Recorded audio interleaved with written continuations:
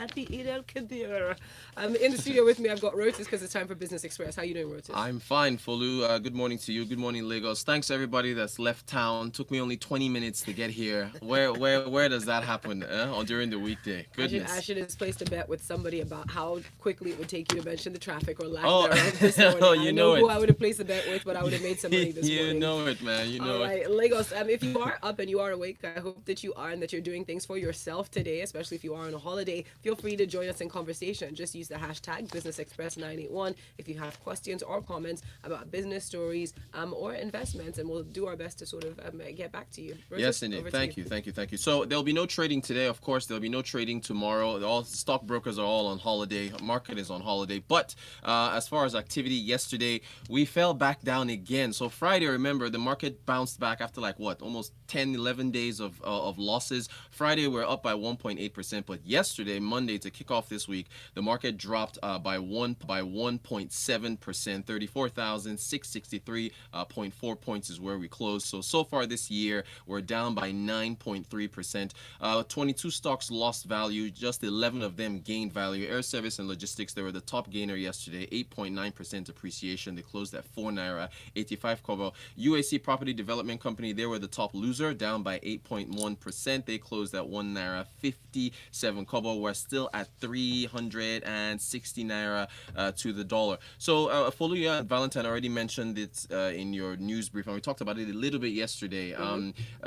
Multi-choice, the high court. Yes. Yeah. Yes. So We're taking a look at that. yeah, in fact, we talked about it on the marketplace yesterday afternoon, and it came in. Was in. He came in. He came in. Excellent. So I just wanted to bring it up for our listeners today. Can the federal government regulate pricing for private enterprise? That's the question now, because it depends. Yeah. Indeed, yes. Right. I think there are circumstances in which the government will sort of step in, especially if there are issues of consumer protection, if Yes. there are issues where, it's sort of running roughshod over consumers, then yes, they will sort of try to intervene and say, listen, it's not fair practice, right? So it's fair business practices Right. in general. Those would be the grounds. But I mean, I haven't looked at the details of the story yet. So. Right. So if you think of what happened with, remember Krispy Kreme, yeah?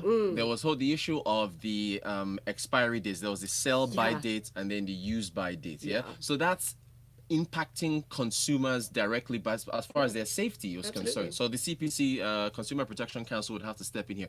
Here, they're talking about pricing, yeah, because they said that the CPC opened an investigation into pricing the last time they made their increase. I think it was in 2015 or 2016 or so. And while this investigation was going on, MultiChoice now announced another increase again in July of this year. So they're like, no. Right. So the lawyers that they have represented them went to court. Kemi said thankfully came, and I mean, even you mentioned the ex parte injunction. Yes, Yeah. yes. Right. So the whole thing is you can get that judgment while the defendant is not there. Yes. So Well, it's not quite a judgment, but it's an order in to an prevent order them from carrying out any further action. Right, exactly. So they don't have to be there for that to happen. So this is only temporary because Yes. they're going to obviously get their lawyers, Exactly. come back. Exactly. But the thing is, this is MultiChoice doesn't have a monopoly, right, of their cable platform here in the country. So, well, no. You see, the thing is, monopoly would mean that they're the only player in town. But it's right? like an oligopoly, of which they are the largest. Right. Arguably. So arguably, right? So the thing is, technically, I know some people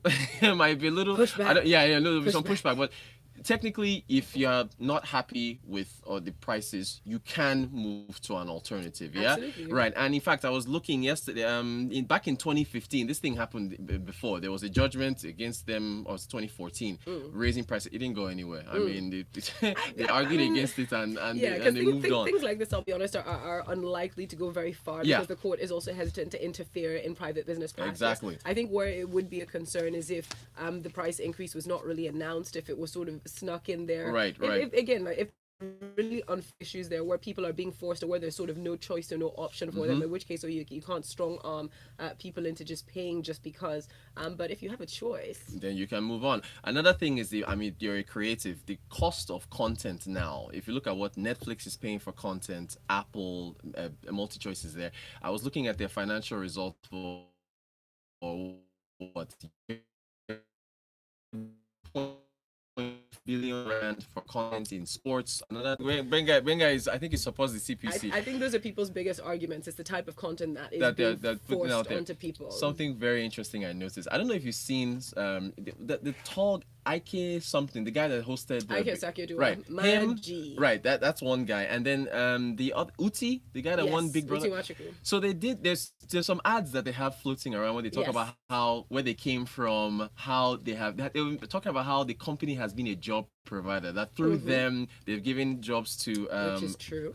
producers, editors, creatives. They created a massive ecosystem. Yes, it does look like a campaign on the side of the company to say, hey, look, you guys, this is all we're doing.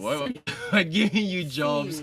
So that's another thing to look at. Aside from what they're spending on content, they have technically been job creators in the country if you look at the jobs that they provided. So no argument for me there whatsoever. Right. So that's that. All right, moving on from those guys, we'll see how that goes. Again, I don't think it's really going to amount to much. I think they'll get their lawyers back. I'll be curious to see what the arguments are going to be. That's what I'm most interested in. So if we get actual details of the arguments in court, that would be very good. But for the wider impact, if government now comes in, private enterprise should be able to. You should not have a ceiling on how much profit you can make in a capitalist society. But then you have to now wonder about protecting the consumers if it's a monopoly, so on and so forth. All right, let's move to capital importation for the second quarter of the year. As far as how much capital came into Nigeria and break down the categories, a total of $5.5 billion came in the second quarter of 2018. The decrease was about 12.5% compared to the first quarter of this year,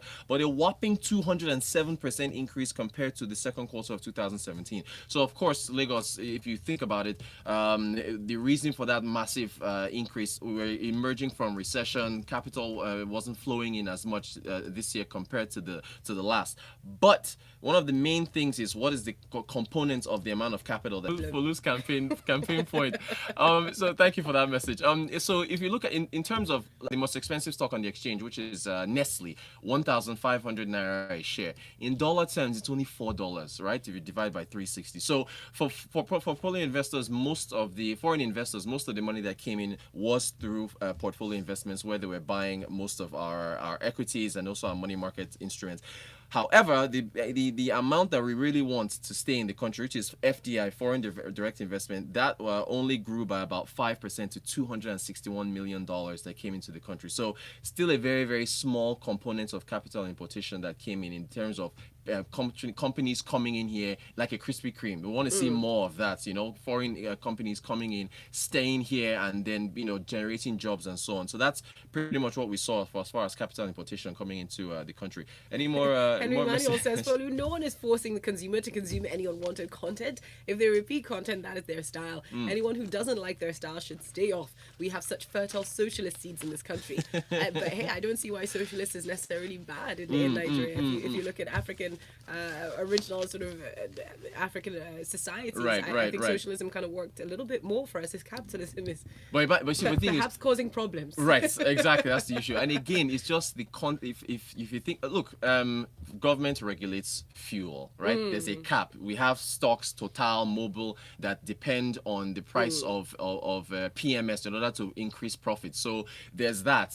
What else the government regulates? Look at the tariff. Somebody Ugo mentioned no light. Ugo, you should be paying more for light. I don't know. People, the tariff should be higher. So whenever government places caps on all these prices, it does cause problems for the businesses that are in there. Yinka seems to agree with you. He says, I feel the government should stay clear of the DSTV issue. Why should they try to enforce what they should try to enforce, pay as you view? How hard can that be for them? Again, let's remember, though, that it is the CPC that has brought this on behalf of the federal government. So it's not as though the federal government woke up and said, we're going to do this. It is an individual in the form of the Consumer Protection Council. So they brought this suit. So don't think that the government is fighting election battles right now. Exactly. Their focus is different. And also, by the way, if you want to be cynical, the fact that this is coming up a few months for the election, I don't know. Perhaps the CPC is trying to let consumers know that they are there, because a lot of people didn't realize realize that that body even existed. Right. To be Very very true. fair. Very true. And they have been there, and they can be utilized. Yes. If you know what I mean. So this is maybe their campaign. And strategy. with the Krispy Kreme issue, that one I don't want to get food poisoning. So it was very good for them to jump in there and make sure that so issues like that, I commend the CPC for jumping in. Binga, another message from Yeah, Binga. he says we need more foreign direct investment. So all the gerrymandering our governments do around the world brings in little investment. Good right? point. Good point. Good point. All right, so let's see now. Finally, NNPC is finally ready to list 40% of its shares on the Nigerian Stock Exchange, pending President Buhari signing off on the petroleum industry governance bill. So Mr. Baru mentioned this while he was at Dr. Mekanti Baru, NNPC's group managing director. He made this known while in Lagos during a keynote address for an annual conference of the Association of Energy Correspondents of Nigeria. I didn't know that association existed. There are so many associations in this country. But the key thing here is that they said, this is his quote real quick, the initial shares shall be held by the Ministry of Petroleum Incorporated, 40%, Ministry of Finance, another 40%, and the Bureau of Public Enterprises, another 20%.